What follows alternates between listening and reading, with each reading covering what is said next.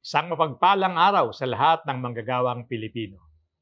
Ang Kagawaran ng Paggawa at Empleyo o Department of Labor and Employment ay malugod na nakikisa sa ka-46 na taong selebrasyon ng National Disability Rights Week na may temang Promoting Inclusion, Celebrating Abilities and Advocating Access o pag-promote ng inklusyon, pagdiriwang ng mga kakayahan at pagsusulong ng akses.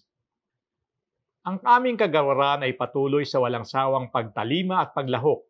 Sa pagdiriwang na ito, tuwing ika-17 hanggang 23 ng Hulyo bawat taon, base sa proklamasyon bilang 1870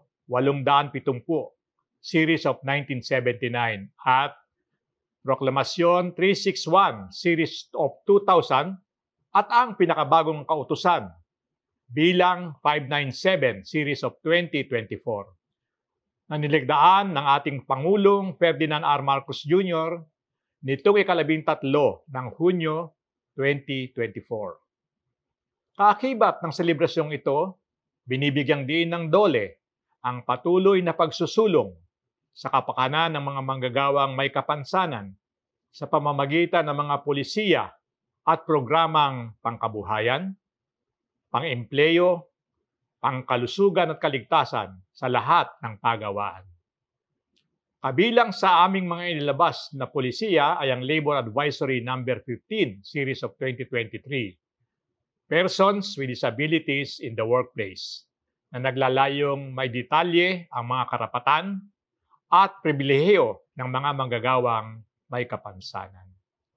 Bilang gabay ng mga tagapag-empleyo o employers, ayon sa datos ng kawanihan ng mga manggagawang may tanging pangangailangan o Bureau of Workers with Special Concerns sa taong 2023, may kabuuang bilang na 1,998 persons with disabilities ang nabigyan ng tulong sa ilalim ng DOLE Integrated Livelihood Program o Kabuhayan Program.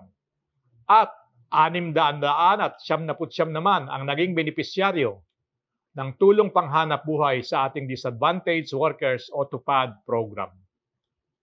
Nakalulugod din banggitin na may mahigit 1,100 kumpanya ang nakahandang tumanggap sa mga kwalipikadong persons with disabilities. Sa kabuuan ay mayroon ng mahigit 7,000 rehistradong persons with disabilities sa Peso Employment Information System or PEIS, na kung saan 525 sa mga ito ang nakakuha ng trabaho sa gobyerno at pribadong sektor. Bukod pa rito, ang mga programa ng kagawaran sa ilalim ng Bureau of Local Employment, katulad ng job fairs, job start, government internship program, at special program for employment of students, ay maaari ring may avail ng mga manggagawang may kapansanan.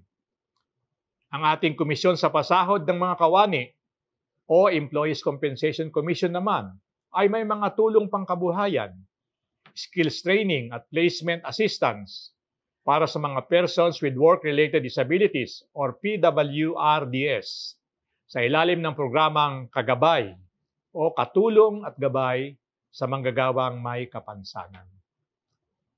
Habang ang programa ng Kawanihan ng Kalagayan sa Paggawa o Bureau of Working Conditions sa pamamagitan ng ating mga labor inspectors ay mahigpit na binabantayan at sinusubaybayan ang pagsunod ng pribadong sektor sa nakasaad na mga probisyon ng Batas Pambansa bilang 344 o ang Accessibility Law. Bilang pangwakas, ang aming kagawaran ay tuloy-tuloy at hindi mag-aatubili na magkaloob ng maganda at mapapakinabangang serbisyo para sa manggagawang Pilipino kabilang ang mga may kapansanan.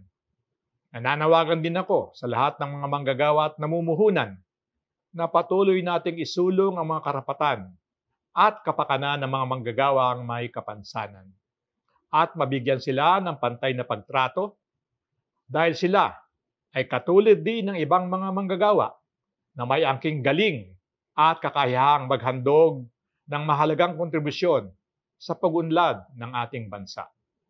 Muli, isang maalam na pagbati ng makabuluhang 2024 celebration ng National Disability Rights Week. Mabuhay ang lahat ng manggagawang Pilipino, kasama at kabakalikat ang mga manggagawang may kapansanan tungo sa pag-asenso at maganda at matatag na buhay sa isang bagong Pilipinas.